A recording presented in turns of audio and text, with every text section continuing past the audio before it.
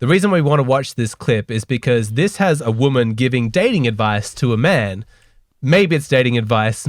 Maybe she's just taking the opportunity to stomp on his ego and make him feel really terrible about himself. We'll leave that for you to decide.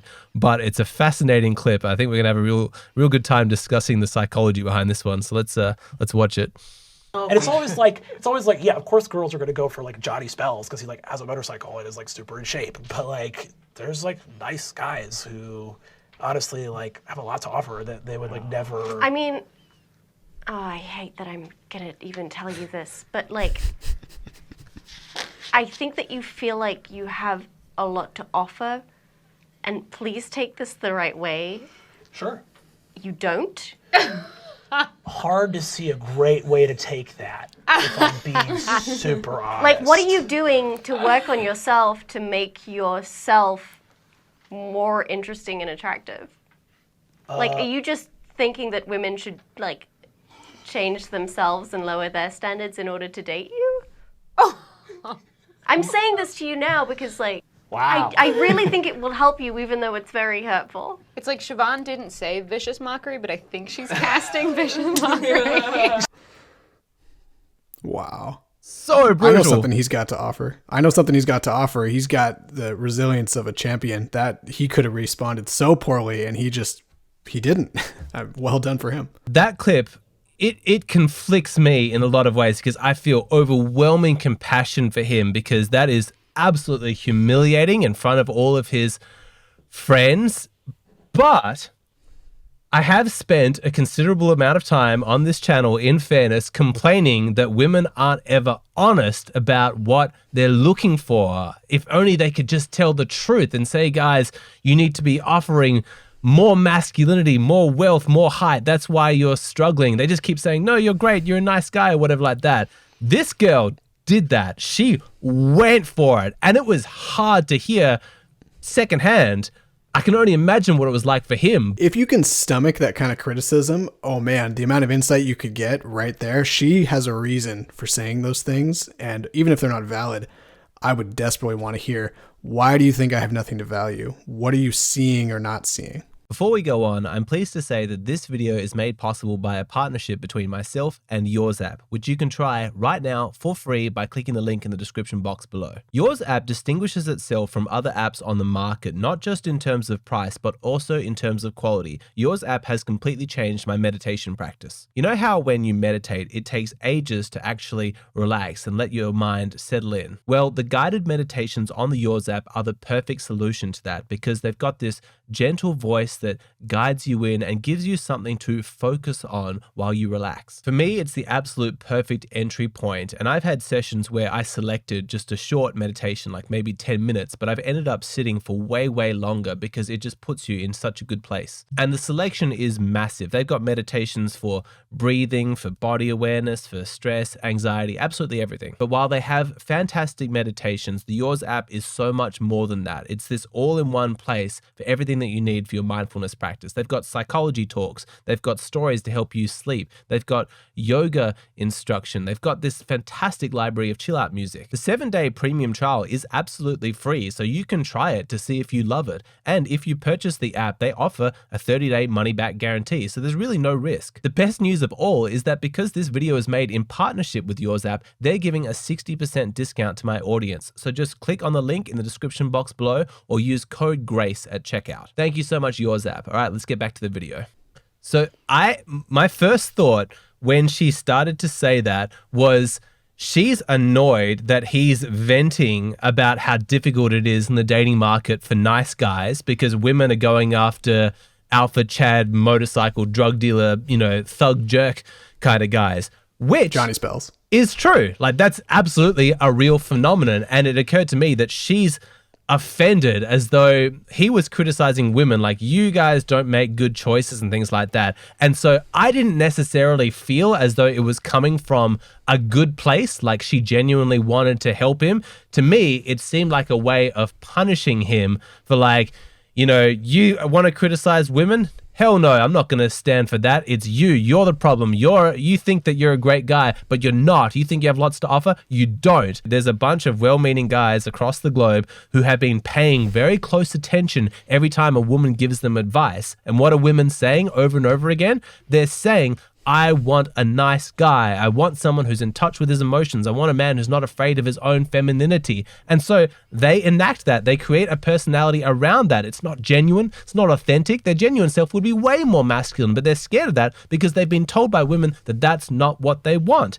It's so liberating to realize that once you've been lied to, you can go back to possibly how your personality would have been. That's how it was for me when I discovered and learned a lot more about what it means to be masculine and how it's something that I didn't have to create and say, oh, I never built this, I better start building it. It was, oh, I've spent so much time shoving it down, trying to block myself to be a good ally and a feminist and to be the nice guy that they want. And once I learned that that wasn't necessary, I said, oh, great, I can just throw my hands up and let myself be, ironically, be myself, which turned out to be a lot more masculine than my society had originally conditioned me to be. That is so exactly what I went through. Absolutely. And that's so funny that you used like their own language against them. Like, you know, we just need you to be yourself. It's like, okay, cool. Masculinity. That's what I am at my core. And so I'm going to do that. There's probably some collective, maybe semi-conscious guilt that a lot of women feel, realizing that the things they say are creating the very men that they despise. 100%. So men need to be extremely cautious listening to dating advice from women. And I just want to take a moment to explain the basic 3 reasons for that. So let's go with the just be yourself, just be nice kind of mentality that a lot of women seem to try and promote in their male friends. Do you understand how different her experience of men is, like what she thinks of as men as opposed to you? Like the kind of men that women are looking up to are those top tier guys who are often pretty cocky, pretty masculine, pretty alpha. They've got a lot of options. They're sleeping around. That plays onto the hypergamy. It plays onto the pre-selection. And of course, if a woman is trying to change that man in order to turn him into a more ideal boyfriend, she's going to give him the advice, be yourself, calm down, be nice, get in touch with your emotions, be more feminine, because she's dealing with a hyper-masculine man that she finds extremely attractive, and she wants to scale that back, make him slightly tamed so that she can be with him. The problem is, in her absolute blindness and lack of self-awareness, she takes the advice that she would give to that rare top-tier kind of guy and then gives it to all men as though we're just some homogenous, undifferentiated whole, and the advice that applies to him would be the same that applies to everybody else. No, the opposite is needed. For a genuinely like nice guy who's a bit squishy and feminine and is overly emotional, he doesn't need to be more nice. He doesn't need to be more himself, that kind of meaningless drivel. He needs to be more masculine. He needs to act more like the guys who she's going after with her actions, who she finds attractive. And again, I'm not encouraging him to lie or deceive anybody or put on some kind of act to manipulate people by some kind of mask or persona. I'm talking about tapping into his authentic masculinity and then acting from that place. So that's the first reason why you can disregard the woman's advice to just be nice and be yourself. The second reason is because women are virtue signaling often when men ask them for advice for dating. What they're taking that is not as an opportunity to give that man genuinely good advice, but as an opportunity to demonstrate how enlightened they are, how forward-thinking, how progressive, how sensitive they are. And so she's like, oh, he wants dating advice. What do women look for in a man? Well, I'm going to talk about myself, what I look for in a man, and I'm going to list all of the things that make me look really good. I want a man who has a sense of humor. I want a man who treats me really kindly. I want a man who's good with children. You know, she'll happily list all of those things, and they're not necessarily false. Like, she's not necessarily lying to you, but what's important isn't what she's saying, it's what she's not saying, because she's not going to say, I want a man who makes a lot of money. I want a man who makes me feel slightly unsafe because he has a dangerous element. I want a man who's got this amount of like length in his trousers and this amount of height, and you know, I want a man who's this much older than me, and like all these like more superficial kind of characteristics that actually respond to her primal instinctual attraction for men, she doesn't mention those because they don't necessarily paint her in the best light. He's gonna say, whoa, like, you're really superficial. You actually care about looks that much and about wealth and about fame. Like, this is the kind of guy you want. She doesn't want that. She wants the guy who's speaking to her to think of her as like some amazing, enlightened, highly conscious being. And so she's taking the opportunity to not actually help you, but just to help herself, to make herself look good. And there's no point listening to advice for a woman coming from that perspective. And the last reason is that sometimes women's sense of tribalism is so deep that even when you have a sincere man who she might like she's friends with this guy in front of her and he's obviously in pain, he's frustrated, he's had difficulties with dating, and he's like, please, I need some honest feedback. Tell me, what do I need to do? What are women looking for?